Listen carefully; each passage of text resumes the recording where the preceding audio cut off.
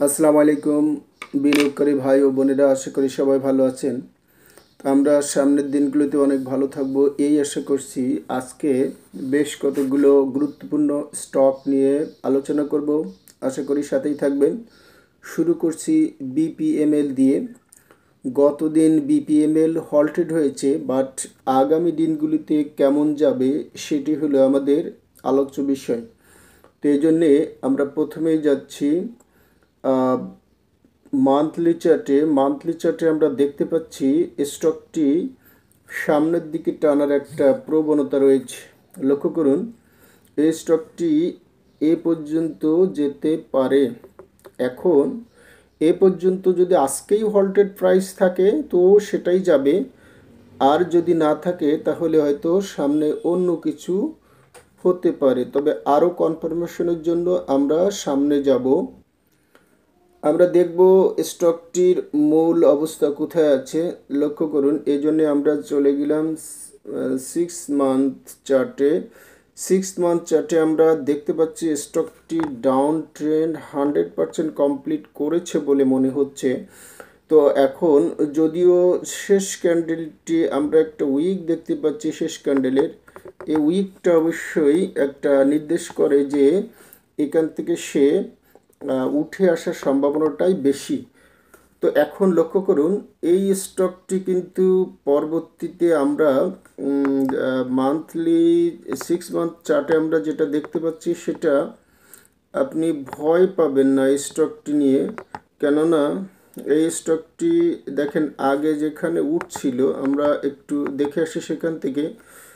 লক্ষ্য করুন, 45 টাকা সে উঠছিল, ধরেন আপনার 45.50 বা 45.40। তো এখন এটা কিন্তু একটা তার টার্নিং পয়েন্ট সে রেখে গেছে, তার মানে সে এই পর্যন্ত যাওয়ার একটা সম্ভাবনা আছে। এরপরে স্টকটি যদি আরও উঠতে চায় তাহলে আমরা দেখব সামনে কিন্তু তার আরেকটা ধারণা সে অলরেডি রয়ে গেছে। লক্ষ্য করুন, এর উপরে কিন্তু সে ক্লোজ হয় নাই, যদিও রয়ে গেছে। তো নেক্সট কিন্তু এই ধাক্কায় টানটা যদি যায়, অর্থাৎ আমরা প্রাইসটা দেখব 47 টাকা। 47 টাকায় যদি প্রাইসটা যায় তাহলে একটা বাধা অবশ্যই আমরা দেখতে পাচ্ছি, সেটা হলো এইখানটা। অর্থাৎ আমরা দেখতে পাচ্ছি 50 টাকার মতন একটা লেভেলে বাধা আছে। এবং আরও তারপরে আমরা দেখতে পাচ্ছি স্টকটি 54 টাকায় পর্যন্ত তারপরে একটা টান রয়েছে। সুতরাং অবশ্যই 54-52 যেতে কিছু সময় নিবে, তখন আমরা এই বিষয়ে আরও আলোচনা করব। আমরা নেক্সট স্টকে যাব, সেটা হলো এস আলমে যাব, সালাম কোল্ডে যাব। এখানে আমরা আরও কিছু তথ্য পাবো আশা করি। লক্ষ্য করুন, আমরা এটা অবশ্যই 6 মান্থে শুরু করি। 6 মান্থে এখানে একটা ইঙ্গিত রয়ে গেছে, যেটা দেখুন এটা কিন্তু এখান থেকে ডাউনে রয়ে গেছে। সুতরাং এর পরে যদি এই স্টকটি এর উপরে ক্লোজ না হয় তাহলে স্টকটি কিন্তু স্লো হতে পারে।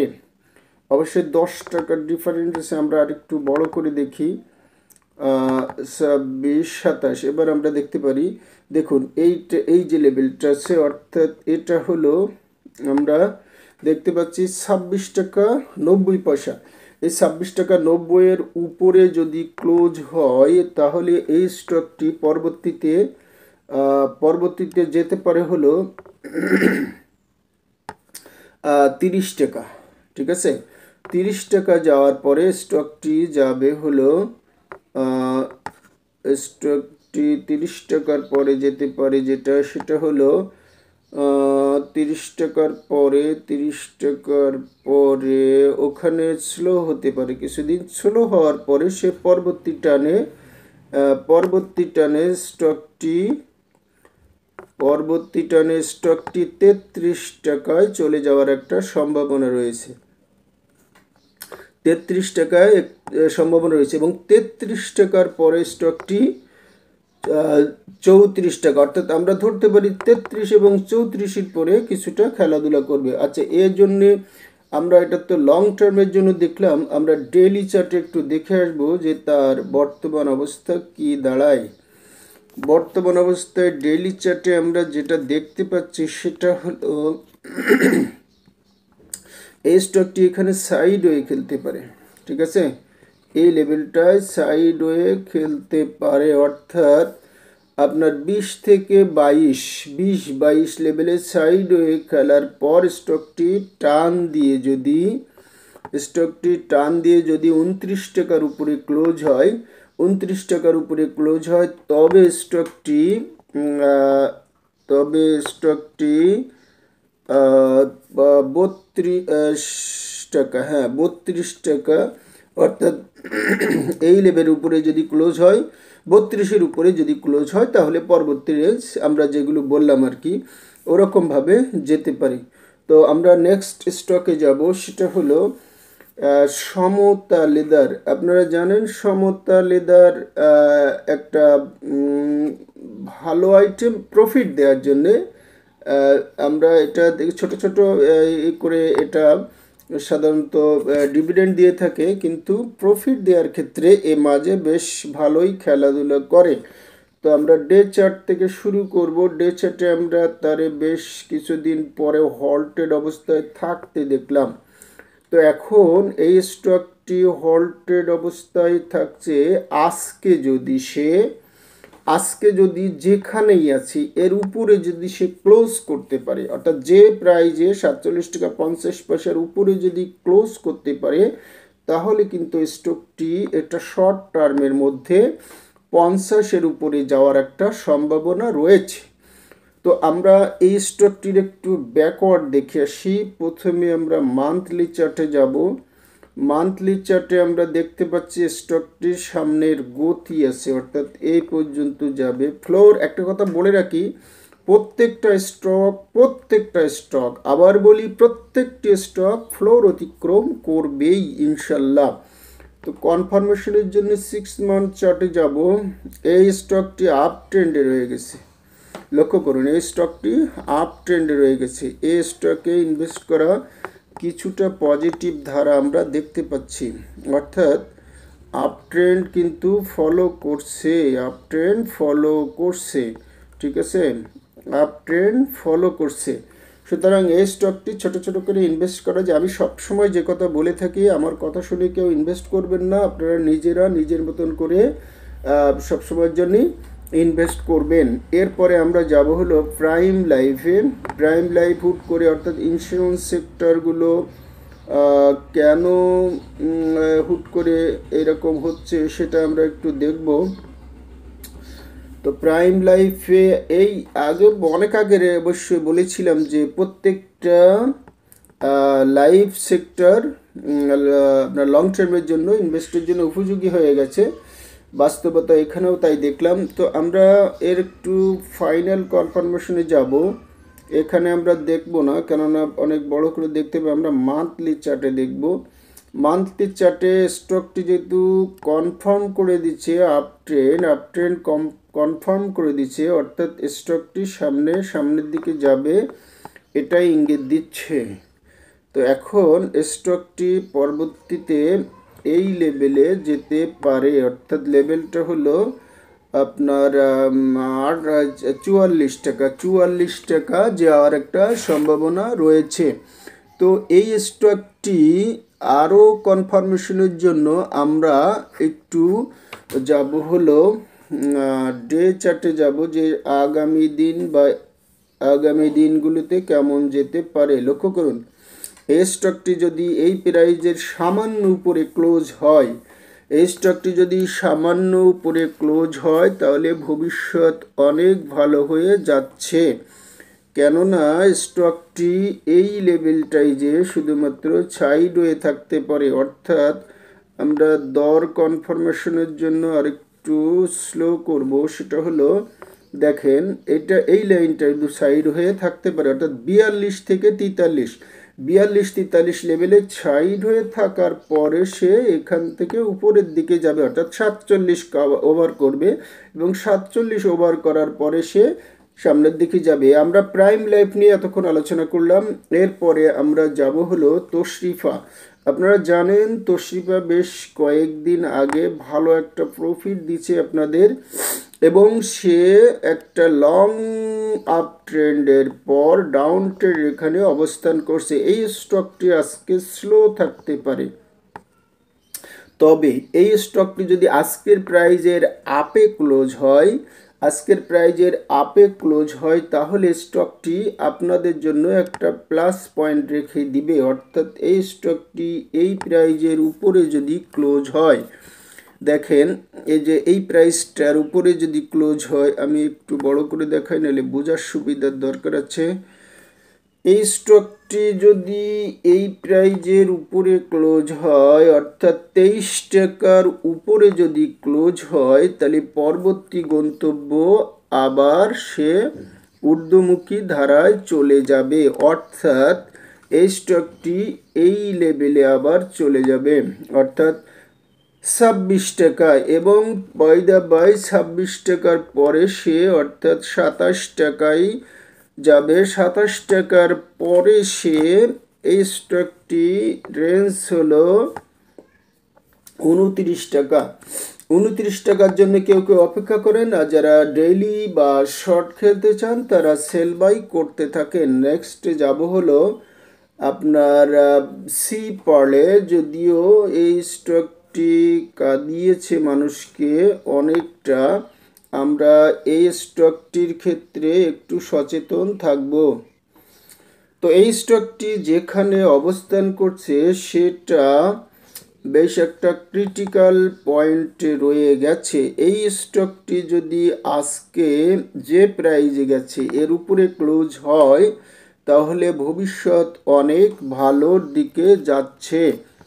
যদিও আমি স্টকটি ক্লোজ করে দিয়েছি, অর্থাৎ এই স্টকটি আজকে এই প্রাইজের উপরে ক্লোজ হলে সে পরবর্তী গন্তব্য অর্থাৎ 42 থেকে 43 টাকা লেভেলে যাওয়ার জন্য রেডি হবে। আর এটি এর আগেই দেখেছি এটা ডাউন ট্রেন্ড কমপ্লিট করেছে, সুতরাং ওইখানে আর যাচ্ছি না, এখানেই শেষ করলাম এটা। পরবর্তী যাব হলো নর্দার্ন ইন্স্যুরেন্স। আপনারা জানেন প্রত্যেকটা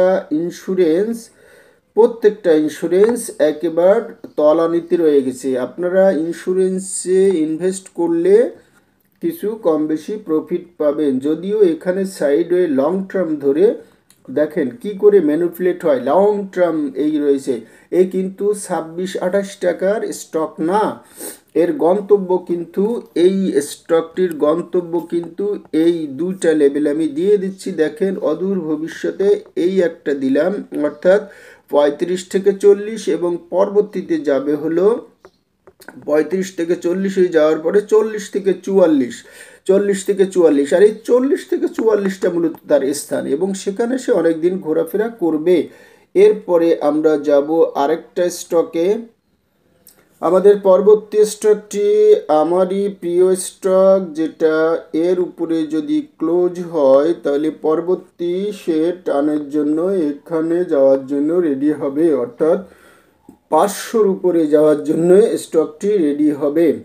আপনারা জানেন এই স্টকটি কোম্পানির মালিকদের কোনো সমস্যায় ফেললেই সে উপরের দিকে টান দেয়। এই বিষয়টা বেশ জটিল, যাই হোক জটিলতার ওখানে যাব না, আমরা একটু ডিপলি আলোচনা করব। স্টকটি আমরা প্রথমে মান্থলি যাচ্ছি। মান্থলিতে আমরা স্টকটি আপ ট্রেন্ড দেখতে পাচ্ছি, মান্থলিতে স্টকটির আপ ট্রেন্ড দেখতে পাচ্ছি, এবং আপনারা জানেন এক সময় সে 1000 টাকায় গিয়েছিল।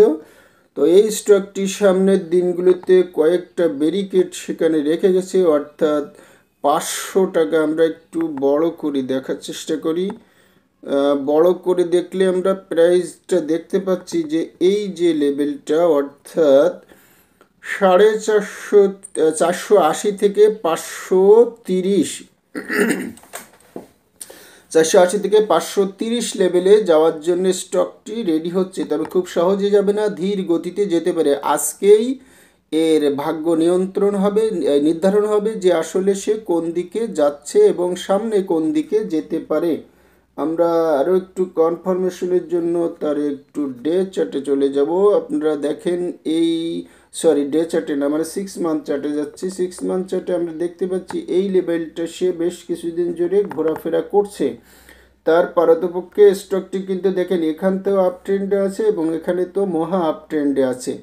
তো এই স্টকটির এই ছিল আলোচনা। এর পরেও যাব আরেকটি ইম্পর্টেন্ট আমার জন্য খুবই হিসাবের স্টক, সেটা হলো খান ব্রাদার্স কেবিবিএল। আপনারা দেখছেন ডাউন ট্রেন্ড কমপ্লিট করে আপ ট্রেন্ড মুখী এবং যে ক্যান্ডেলগুলো দিচ্ছে সেটুকু বেশ একটা আশার সঞ্চার করে দিচ্ছে। একটু ডিপলি আলোচনায় যাব। প্রথমে যাব মান্থলি চার্টে। মান্থলি চার্টে আমরা দেখতে পাচ্ছি এখানে সে 100% আপ ট্রেন্ড রয়েছে, যদিও এখান থেকে আরেকটু কারেকশনে আসতে পারে।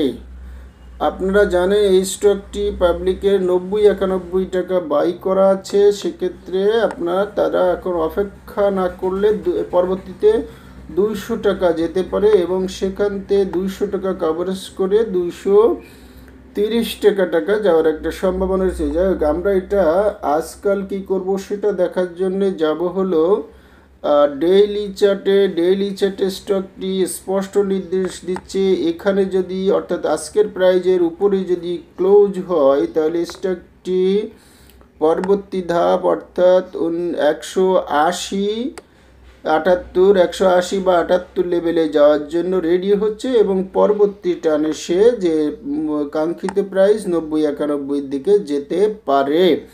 তো স্টকটি একটা প্লাস পয়েন্ট রয়েছে। তো এরপরে যাব হলো আপনার আবার যাব এসপি সিরামিক, দরবেশের মাল। এখন দরবেশ তো সে আটকা আছে, এখন তার একটা বিষয় আশায় নিয়ে কি অবস্থা সেটা আমরা একটু দেখে আসি। দরবেশের মালটা এখানে যে সাইড হয়ে খেলছে, এক সময়কার পুরা মার্কেটটাকে ম্যানিপুলেট করতো যে সাহেব, সে সাহেব এখন বাইরে নাই। এখন এই স্টকটি এখানে সাইড হয়ে আরও কিছুদিন খেলতে পারে। আমরা একটু পিছনে যাব স্টকটির, সেটা হলো প্রথমে মান্থলি চার্টে যাব। মান্থলি চার্টে যে আমরা দেখতে পাচ্ছি স্টকটি আপ ট্রেন্ডের দিকে যাচ্ছে। তো এখন এই স্টকটির আরেকটু ব্যাকে যাব, 6 মান্থ চার্টে যাব। সেটা হলো স্টকটি আমরা ন্যাচারালি দেখতে পাচ্ছি ডাউন ট্রেন্ড কমপ্লিট করে আপ ট্রেন্ডের জন্য রেডি হচ্ছে, লং টার্মের জন্য ইনভেস্ট করার জন্য স্টকটি অনেক ভালো। অর্থাৎ অনায়াসে ধরা যেতে পারে যে 35-40 যে তারপরে থামবে। তো এরপরে যাব হলো বেশ কয়েকদিন ধরে একটু টানা খেলা করা হাক্কানি পালে যাব। হাক্কানি আমরা দেখতে পাচ্ছি আপ ট্রেন্ডে আছে, আপ ট্রেন্ডে এবং বড় একটা ক্যান্ডেল দিয়ে বসে আছে এবং এখান থেকে এর কনফার্মেশনে যাব 6 মান্থ চার্টে। ওই 1 মান্থ চার্টে যাব। 1 মান্থ চার্টে আমরা দেখতে পাচ্ছি টানা একটা আপ ট্রেন্ড আছে। আজকেও যদি এর উপরে ক্লোজ হয় তাহলে স্টকটি এখানে যেতে পারে, অর্থাৎ 80 টাকায় যেতে পারে, কেননা ফ্লোর ছিল হলো 79-80 টাকা। সুতরাং এখানে যেতে পারে। তারপর সে আবার আস্তে আস্তে করে নিচের দিকে একটু এসে আবার সে উপরে টান দিবে।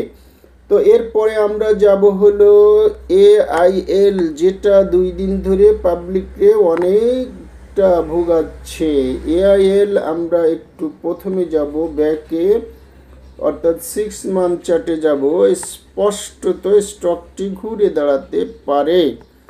এই স্টকটি ঘুরে দাঁড়ানোর জন্য যে ক্যান্ডেল এবং যে রেখা টানলাম দেখেন একেবারে 100% ওকে হয়ে গেছে এবং সে সামনের দিকে যাওয়ার সম্ভাবনা 80%। এখন দেখব যে তার আগে একটু দেখে নে মান্থলি চার্টে। মান্থলি চার্টে আমরা দেখতে পাচ্ছি একটু শঙ্কা আছে, সেটা হলো ফ্লোরে সে আসতে পারে, তবে দ্রুত আসবে না, হয়তো পরবর্তী নেক্সট নিচের টানে আসতে পারে। ফ্লোরে আসলে কিন্তু 50-55 টাকা, বিষয়টা বেশ ভাবার কথা। আচ্ছা, আমরা ডেইলি চার্টে একটু যাব। ডেইলি চার্টে আমরা কি দেখতে পাই, সেখানে একটা বড় লং ডোজি করছে। সেটা হলো একটা বিষয় লক্ষ্য লক্ষণীয় এখানে সেটা হলো এখানটার বিষয়টা একটা জটিল। তো আমরা অবশ্যই পরবর্তীতে এই যে প্রাইসটা যাওয়ার জন্য রেডি হব, অর্থাৎ 80 টাকা। এই 80 টাকায় যাওয়ার একটা সম্ভাবনা রয়েছে। তবে বিষয়টা আপনারা ভাববেন, প্রফিট হলে ছেড়ে দিবেন, আর প্রফিট না হলে অপেক্ষা করতে পারেন। তো এটা হিসাবটা হলো আপনাদের পেশে এবং নির্ভর করবে আজকের ক্লোজ প্রাইজের উপর। আজকে যদি সে 10 পয়সাও আপ রেখে ক্লোজ হয় তাহলে মনে করবেন সে 80-তে যাবে, আর আজকে যদি মাইনাস রেখে ক্লোজ হয় তাহলে আগামী দিনগুলোতে এর নতুন অ্যানালাইসিস দিব। তো এরপর যেটা করব সেটা হলো আইবিপি। আইবিপি আপনারা জানেন বেশ লং টার্মে নিচে থাকার পর একটা কঠিন আপ ট্রেন্ড হয়ে গেছে, তো স্টকটি সামান্য একটু নামতে পারে, নেমে আবার উপরের দিকে টানতে পারে। সুতরাং এই স্টকটির ক্ষেত্রেও আপনারা যারা প্রফিটে আছেন প্রফিট টেক করতে পারেন, অথবা নিজেদের সিদ্ধান্ত নিতে পারেন। নিজের সিদ্ধান্ত নিজে নেবেন, কারোর কথায় সিদ্ধান্ত নেবেন না। তো আরেকটি গুরুত্বপূর্ণ স্টক নিয়ে আলোচনা করব, সেটা হলো সিনো বাংলা। সিনো বাংলা জানেন আপনারা ভালো একটা প্রফিট দেয়া আইটেম, মাঝে মাঝে প্রফিট দেয় এবং লম্বা লং টার্মে আপ ট্রেন্ডে আছে। তো এই স্টকটি আরও কনফার্মেশনের জন্য আমরা একটু অ্যানালাইসিস করব। যে লেভেলে সে গেছে সেই লেভেলে সাইড হয়ে থাকার সম্ভাবনা হলো 80%, অর্থাৎ 50 থেকে 52 লেভেলে সাইড হয়ে থাকতে পারে বেশ কিছুদিন। ঠিক আছে, 50 থেকে 52 লেভেলে সাইড হয়ে থাকার সম্ভাবনা রয়েছে তার 95%। এরপরে যাব হলো সোনারগাঁ। সোনারগাঁয়ে যাব, সোনারগাঁয়ে সোনার হরিণ পাওয়া যায় কি না। সোনারগাঁও যাব, সেটা হলো সোনারগাঁয়ে আমরা কি দেখতে পাই সেটাই দেখব। সোনারগাঁয়ে আমরা দেখতে পাচ্ছি স্টকটি কঠিন হাইতে রয়ে গেছে, এবং ওইখান থেকে আর একটু উপরে গেলে তারপরে গতিটা কোন দিকে সেটাই আমরা দেখব।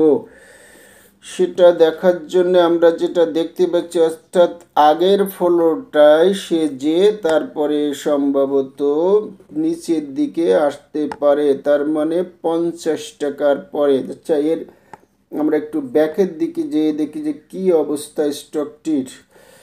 এইখানে আমরা দেখতে পাচ্ছি যে অবস্থানে আছে সেখানে সে 2-5 দিন হোল্ড করতে পারে। হোল্ড করার পরে যদি সে এখানে যায়, তা 60-র উপরে যায়, 60-র উপরের পরে সে 70 বা 72 বা 78-এর দিকে ধাবিত হবে। আমরা একটু দেখব স্টকটি কোন অবস্থায় আছে। 100% ডাউন ট্রেন্ডে আছে, আপ ট্রেন্ডের জন্য রেডি হচ্ছে।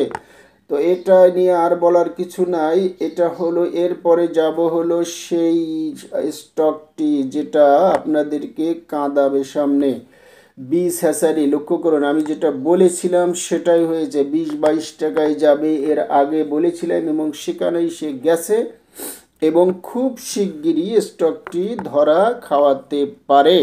ঠিক আছে, এই স্টকটি লক্ষ্য করুন, আমি 6 মান্থ চার্টেই আছি, এবার মান্থলি চার্টে যাব। মান্থলি চার্টেও দেখেন লম্বা লং টার্ম। একটা কথা মনে রাখবেন, খুব রিস্কেবল আইটেম।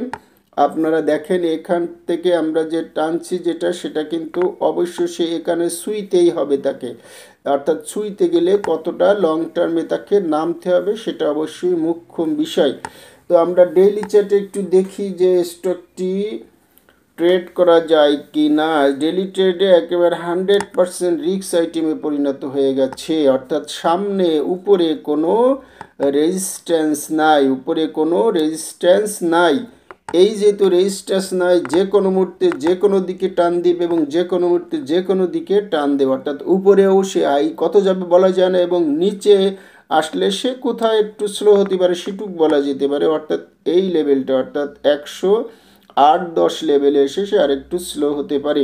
এই ছিল বেশ কতগুলো হাই পাওয়ারের স্টক নিয়ে অ্যানালাইসিসটি ভালো লাগুক আর খারাপ লাগুক অবশ্যই আপনি শেয়ার করবেন, এটা আমার বিনীত অনুরোধ। আর এই অনুরোধটি অবশ্যই রক্ষা করবেন। আরেকটা কথা বলে রাখি, আপনারা অবশ্যই অবশ্যই লাইক কমেন্ট করে আপনার অভিমত জানাবেন। আরেকটা স্টকের অ্যানালাইসিস দিয়ে আজকের পুরো অ্যানালাইসিসটি শেষ করে দেব, সেটা হলো ফাইন ফুড।